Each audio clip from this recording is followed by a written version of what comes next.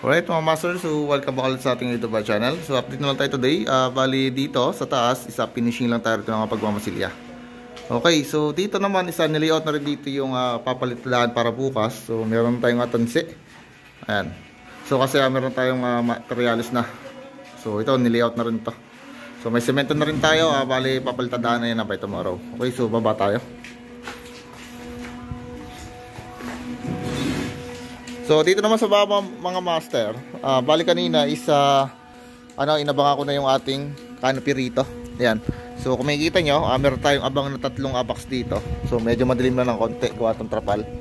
Then pinarmahan na rin kanina ito. So bubusan na yung by tomorrow mga master yung canopy na yan. So hanggang dun sa dulo. Ito yung sa side natin ng ating bahay. So may sliding door natin. Ayan. So dito naman sa baba, so pinix ko na rito yung dalawang box para dun sa ating isang outlet tsaka rin sa ating Ethernet port. Ayan. So dito sa loob, yung mga box dito, yung mga utility. So kung makikita yung isa, malinis na. So nilinisan ko na siya and then pinutol ko na yung mga excess na tubo rito. So pagpuputulan na natin mga master. Ayan. So ready for electrical wiring na yan. By tomorrow, so mag-start na rin tayo mag-electrical wiring. So ayan, mga malilinis na. So ito yung kanina yung pinormahan nila.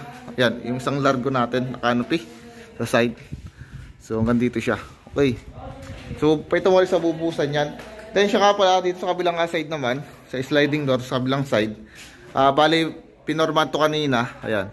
So bali binuhusan na rin po yan kanina. So may buhos na po yung ating canopy dyan.